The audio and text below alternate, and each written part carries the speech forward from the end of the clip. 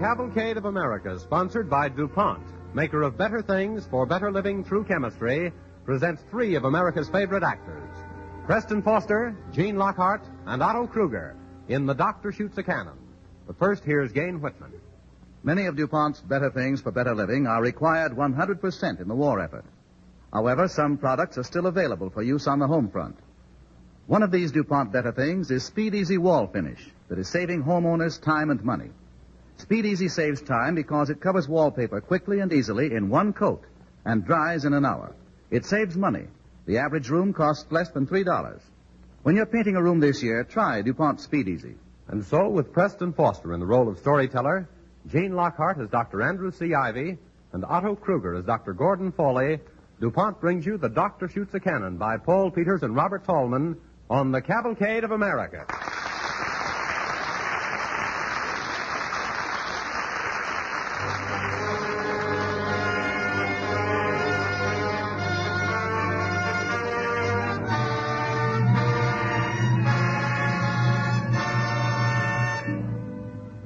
This is Preston Foster. Tonight I'm going to tell you a story.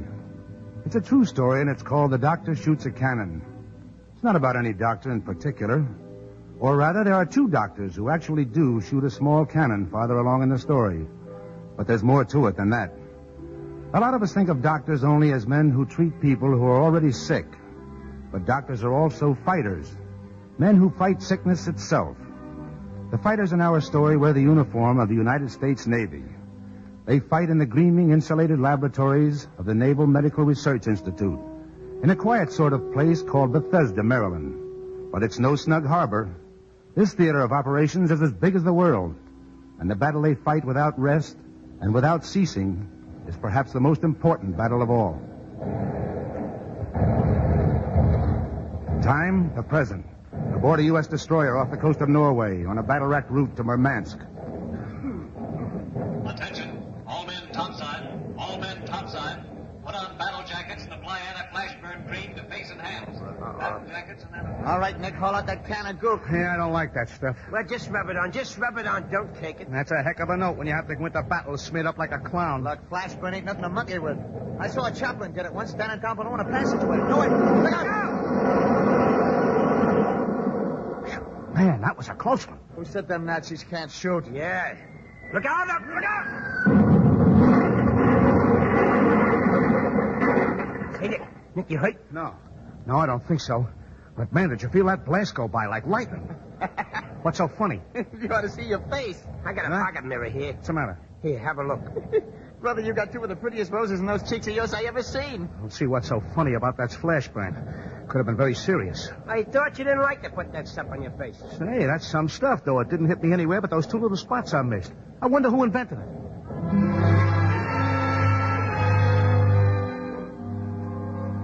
Battle jackets and anti-flashburn cream. A routine order. The men joke about it a little, but they know. It doesn't look like much of anything. You smear it on your face and hands, let it dry, and wash it off when the shooting's over. But the men in the Navy know. Maybe they don't know what it's made of or who invented it, but they know that it works. And there was a time... Listen. I was in the bunk room shaving when the bomb hit us, sir. Jenkins was perched on the bunk right behind me, and he didn't feel anything. But me? Say, it was like somebody snapped a whip over my hands and face.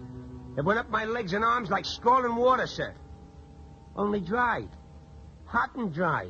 When I heard the alarm bell go, I grabbed for my life jacket and started down the passageway. I didn't hear the explosion. It was like something came rushing at me. Choked off my breath. No, it wasn't hot in there. I didn't see any flash. It just hit me. Poof. I didn't think it could be a burn.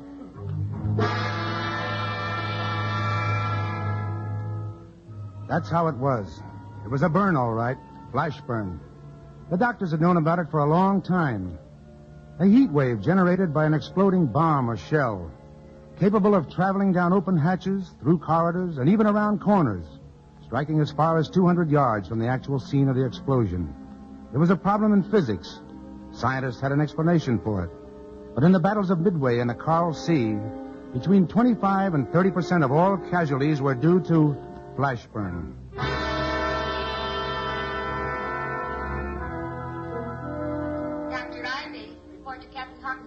immediately. Dr. Ivy. Dr. Reeves. That voice you hear is coming over a loudspeaker in the library of the Navy's Medical Research Institute in Bethesda, Maryland. At the summons from the speaker, two of the doctors rise, cross to the shelves, and replace the books they are reading, then walk out. Dr. Ivy doesn't seem to be about. Oh, yes, here he comes now. He seems to be bustling along in a great hurry. Well, Dr. Ivy. I'll talk to you later, Dr. Foley. There's something I've absolutely got to do. They were just calling you to report to Captain Hawkinson. I thought you might like to know. Thank you.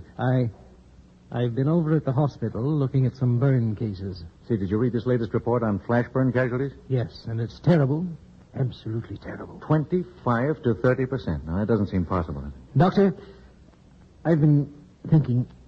You've read those native bulletins about blood plasma and making a medicated ointment with one of the sulfa drugs, for instance? No, wait a minute, Doctor. Wait a minute. Well, why not?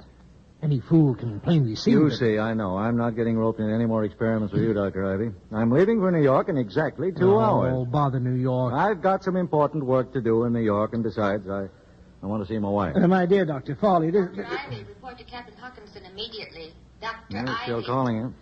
Well, I hope Dr. Hackinson hasn't another of those lifeboat ration problems for me. Look here, Dr. Foley. Why don't you take it over, eh? And leave me free to do the work on this ointment of mine. No, sorry. I'm going to New York, and that's final. Dr. Ivy and Dr. Foley, report to Captain Hawkinson. Dr. Foley. Dr. Foley. So that's final, is it? Well, it looks to me as if you and I are going to study that lifeboat ration problem together. Come along, Dr. Foley. They're calling you.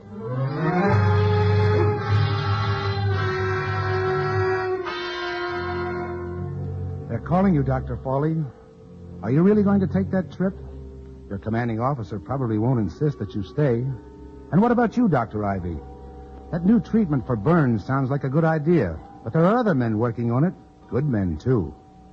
Well, let's wait and see what he has to say. Here's his office. Open the door and go in. Good morning.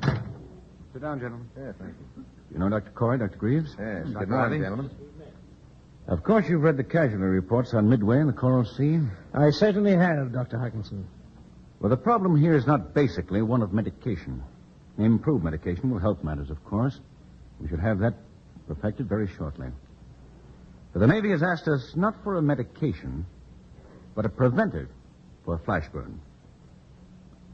What is your suggestion, Dr. Corey?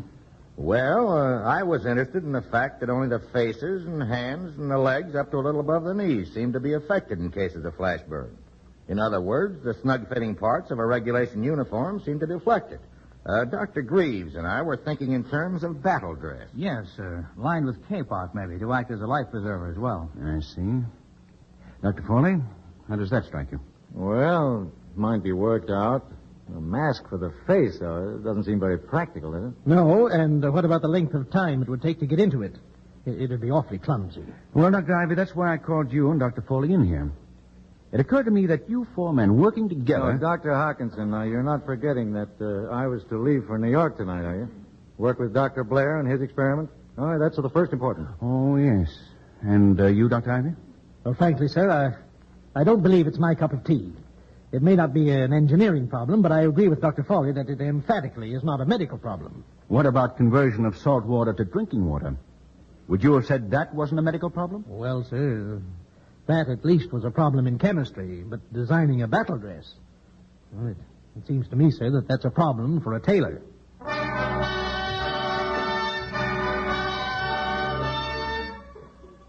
Think again, Doctor. What about William Gorgas scrubbing the streets of Panama City, haggling with housewives over water containers, cutting down brush and draining swamps to hound the malaria mosquito out of his hiding places? Was that the way to tackle a medical problem? It stopped malaria, Doctor. There's your answer. But clothing is not the answer to flash burn. I'm positive it's not. There must be some answer. In science, there's always an answer. Of course, there is an answer. Hang it all. Our job is to relieve the suffering of those boys, to give them quicker, better treatments. Well, Doctor, you seem to be in that box that every scientist gets into sooner or later. The old business of choosing between the relief of immediate suffering or taking a flyer on a long-range plan to remove the cause of the suffering. That kind of research takes years. The war may be over by the time we get results. How do you end a war, Doctor? By sniping at the enemy with a rifle? Or by blasting his lines with a cannon? Cannon. Cannon? That's it. A cannon.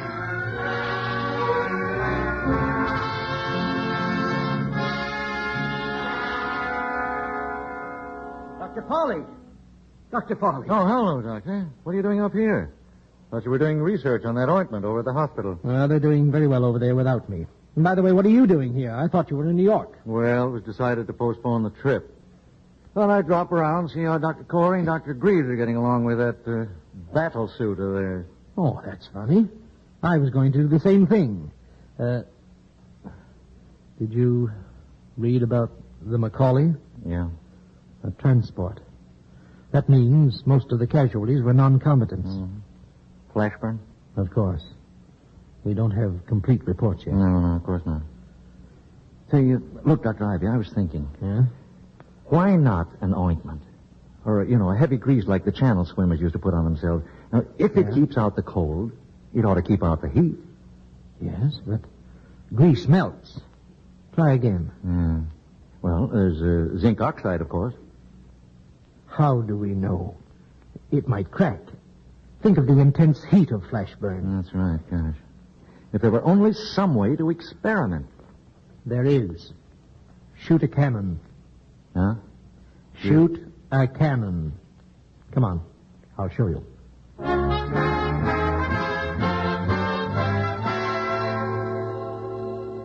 Now you're talking, Doctor. Let's have a look at that cannon. Well, Doctor, this is it. What do you think of it? Oh, looks like a piece of junk to me. Who made that? I did.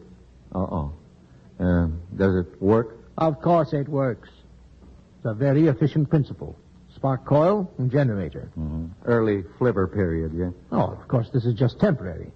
Doctor, I'll tell you what we could do. Mm-hmm. We could set up a shop in the basement where the noise of the firing of the cannon wouldn't bother people. But there's just one bug in it. Yeah, what's that?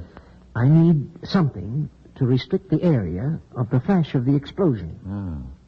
Oh. Well, what about that piece of asbestos board over there? Oh, excellent idea. Look here. I've even got a hole in it. About the size of a silver dollar. Here, Dr. Foley. Take some of this zinc oxide and put it on your arm. Hey, do I have to be the first guinea pig? Zinc oxide was your idea. Here, let's prop it up. Now, you stand behind it. There. Oh, all right. What do you want me to do? You want me to hold my arm up against the hole, huh? That's right. Now, ready? Well, shoot. Oh, hey, that burnt like the devil. Good. Good? What do you mean, good? Why, we're on our way to the solution of our problem. We know now that zinc oxide won't work. Oh, yeah. You mean to say that we have to try every possible substance by the process of trial and error? Do you know any other way? Well, no, but... listen, this will take years. Yes, I know. And that's what worries me. Yeah, well, there's only one thing to do. Go and see Dr. Hawkinson. Ask him if he'll approve of this. All right. After you, sir. Oh, Dr. Foley. Dr. Ivy. Did you see this? What is it, Dr. Greaves? Oh, tonight's paper? Oh. The Chicago. The Chicago's been sunk. Probably means another big battle. More flash burn cases. Oh, we can't let this experiment take years, Dr. Ivy. We can't.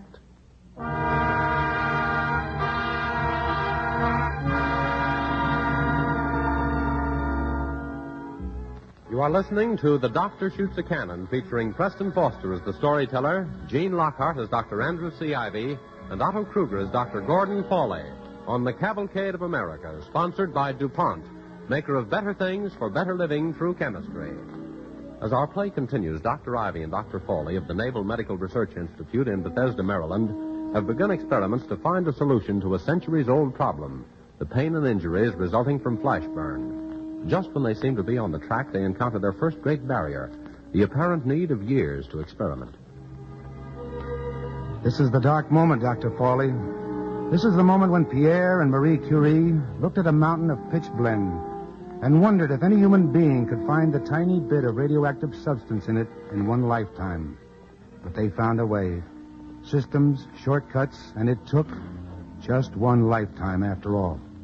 Now, what is the situation here? What does your commanding officer say? Well, gentlemen, Dr. Corey and Dr. Greaves have exhausted all the possibilities of battle dress. Fortunately, the number of fabrics and designs for garments is limited, so we found out fairly quickly that they don't hold the solution of our problem. The answer's got to be in some preparation that can be rubbed on the skin, that can withstand heat without melting or cracking, and at the same time, not irritate the skin or infect wounds. Have you any idea how to go about finding such a substance? Well, trial and error, sir. That's the only way we know. Won't that be too slow? Probably, sir, but there's no other way. Well, good luck, gentlemen. Oh, by the way, I'll send you Michaels. He's volunteered to act as a guinea pig for Dr. Greaves and Dr. Corey. He's a pharmacist, mate. Had a little medical training, I believe. Good. We'll need a girl to volunteer also, Dr. Hawkinson. Preferably a redhead. Well, we'll ask among the waves. But aren't you being rather specific, Dr. Ivy? Sensitive skin. You know, sir, that women have more sensitive skin than men, and redheads are especially sensitive.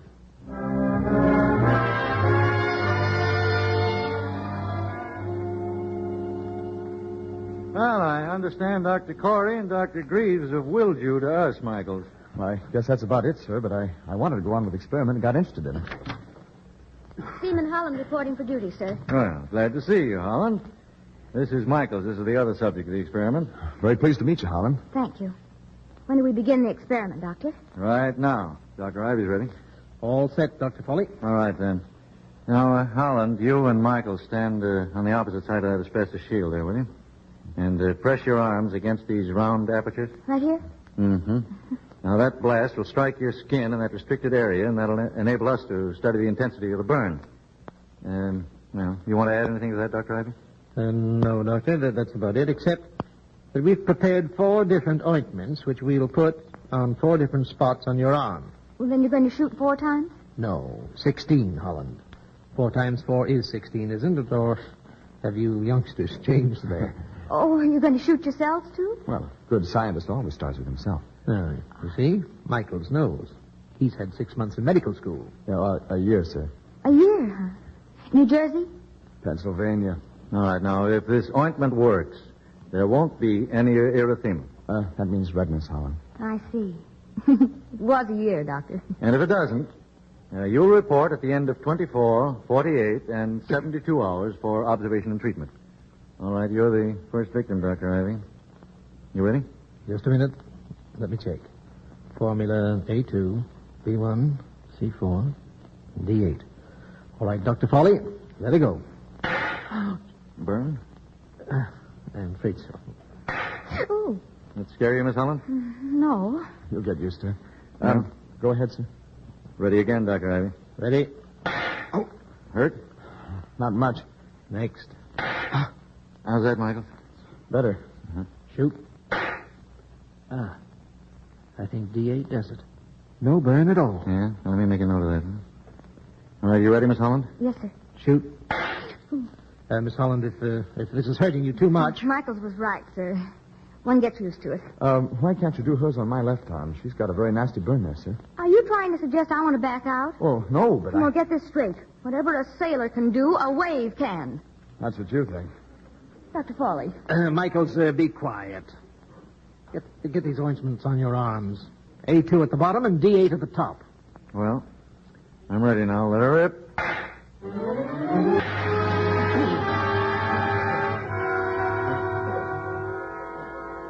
Well, let's see. Here's the score for D8. Non-irritating, 10 points. Ease of application, 7. Adherence... Don't tell me. I've still got it all over my shirt. And drying time, 2. Insulation, 10. Well, that's good. Yeah, removal ease, 3. Comfort when worn, 2. Cost, 5. And availability of materials, 8. Yeah, well, in other words, it's easy to put on and good for burns. Yes, but it's too tacky, it's too sticky, and too slippery. And it picks up dirt. It sticks to our clothes. And it won't come off. And that means that all ointments are out. They're all too sticky. Doctor. Hmm? How about glove films. Glove films. Yes. Non-oily creams. Oh, you mean one of those bronze or aluminum preparations? Surely. They dry quickly, and they don't smear. All right. Now, supposing a man is shot and some of that metal gets into a surgical wound. Yeah. Well, there must be other glove films, non-metallic ones. No, Doctor. Now, listen, we're kidding ourselves. Instead of being nearer the solution, we're farther away than when we started.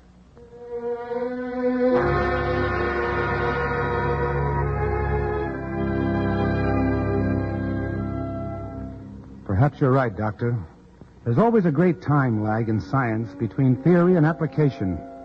Leonardo da Vinci's airplane was made to fly 4 centuries later by 2 brothers on the sand dunes in Kitty Hawk. Someone, some industrial chemist perhaps, will discover the formula you're looking for years hence. It'll be another case of a lucky accident, or spilling rubber on the stove, or something that just escaped your attention, like sulfa drugs, discovered 3 decades before their miraculous healing powers were known. But this involves no world-shaking principle. We're looking for a simple, quick-drying paste that will insulate the faces and hands of fighting men against flash burns. It ought to be easy. Just a matter of trial and error. Trial and error? That's how Ehrlich found his Formula 606, wasn't it? It might just as easily have been number 10 or number 10,000, but it was 606. We haven't time for 605 failures. We haven't time. Pick up that newspaper on the desk in front of you, Dr. Fawley. Another destroyer reported missing. More engagements with the enemy. The boys who went down with those ships have plenty of time. They can wait. Listen, Doctor. Hear that? That was a Jap bomb landing on the deck of the Aaron Ward. You'd better get going, Doctor. You'd better hurry. Formula H24. Ouch! That burns. Throw it out. No insulation. Formula J17. Why, that didn't hurt at all. Yes, but it won't stay on. Adherence, 0. Formula L39. Come on, Michael, stock up. All right, I guess. But I can't get it off. All right, use alcohol. Now for the film glove, M. Formula M42. Why? I'd say that's pretty close. It won't do, crack. Let's try a modification. Formula M70. Well, what do you know? I never felt a thing. Oh, this looks like something. Has all the properties. It dries in a minute. Sticks like paint. Comes off with soap and water. And this is it. This is it.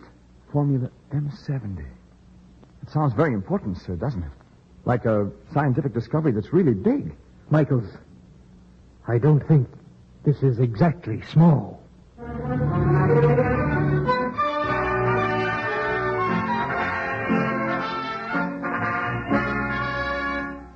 Well, that's the story of Formula M70. I don't suppose there was any doubt in your mind as to how it would turn out. Maybe the cannon kept you guessing for a while. You know, true stories are never as ingenious as they might be. And when your heroes are 2 men who pride themselves on being fighters in the ranks, rather than shining examples, you more or less have to let the story tell itself. The conquest of Flashburn is no more important than dozens of other jobs being done at this moment in the Navy's Medical Research Institute at Bethesda. We chose it because we rather liked Dr. Fawley and Dr. Ivy, and because they were able to perform in weeks an exploration of unknown scientific territory such as men in the past took years or even decades to accomplish. Maybe they did it because they were on the spot and simply had to. Maybe they were just lucky. I leave it to you.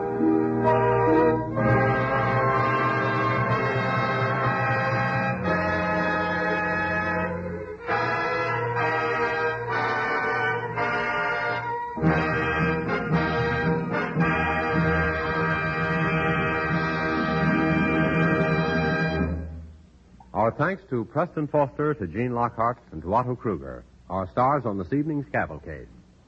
As an enterprise long dedicated to a policy of chemical research, DuPont is proud to salute the scientists who, by their skill and devotion, have again inched forward the frontiers of human knowledge, and thus been the means of saving countless human lives. Mr. Foster will return a little later to speak for himself and his fellow players. And now here is Gain Whitman to tell you about a product of chemistry used in the anti-flashburn cream you've heard about tonight. One of the ingredients used in the anti-flash burn cream is titanium dioxide. Titanium dioxide is one of the most versatile of the more than 4,000 chemical compounds manufactured by DuPont. If you visited a stockroom filled with samples of these 4,000 or more compounds, or even a few hundred of them, you'd find it difficult to tell them apart. Yet a single one of these compounds may have scores of uses in industry which no other can accomplish. Titanium dioxide is a white powder so fine that it would take 16 million individual particles of it side by side to make 1 inch.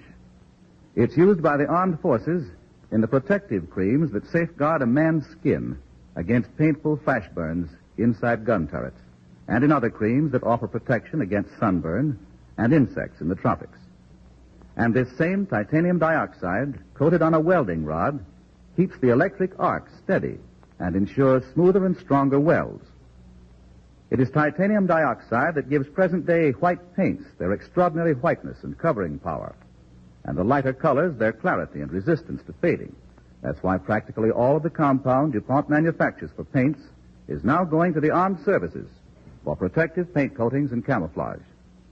Many peacetime products, such as white rubber and the best white leather, depend for their whiteness on titanium dioxide because the particles are so fine that they go all the way through.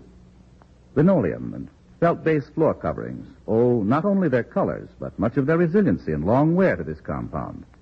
It reaches you in coated fabrics, even in soap.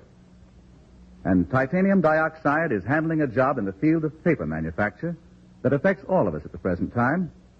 As you know, wartime needs for paper are so great that the government asks you to turn in your waste paper as a salvage. Books and magazines are printed on thinner paper. Even the writing paper you buy today is thinner. A few years ago, it would have been difficult or impossible to use such thin paper because the print or writing would have shown through from the back. But titanium dioxide added to paper keeps this from happening, and so conserves paper, makes it go further. All of these things and many more are accomplished by a single chemical compound that represents only one of DuPont's many better things for better living through chemistry. And now here is Preston Foster speaking for himself, Mr. Kruger, and Mr. Lockhart.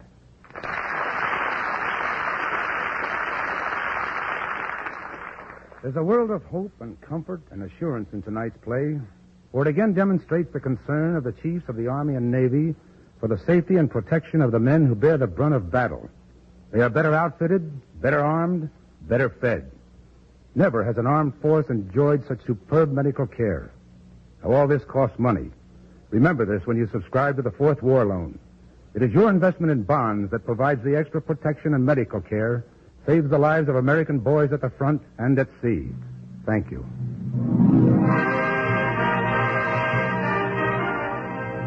Next week, Cavalcade will present two of Hollywood's popular stars, Dick Powell and Ona Munson, in The Sailor Takes a Wife, a drama based on the adventures of a newspaper editor who joins the merchant marine. The play concerns itself with jilted love, an Irish temper, and patriotic duty. It tells also of a girl reporter who gets her biggest story when her ex-boss makes his first convoy cruise in the merchant marine. DuPont invites you to listen to Cavalcade again next Monday evening when it presents Dick Powell and Ona Munson in The Sailor Takes a Wife, a page-one drama of a newspaper man in the merchant marine, America's new lifeline across the seven seas. Tonight's music was composed and conducted by Robert Armbruster. Cavalcade is pleased to remind its listeners that Preston Foster may soon be seen in the 20th Century Fox picture Bermuda Mystery. Otto Kruger may soon be seen in the RKO production Cover Girl, and Gene Lockhart in the Warner Brothers musical Desert Song.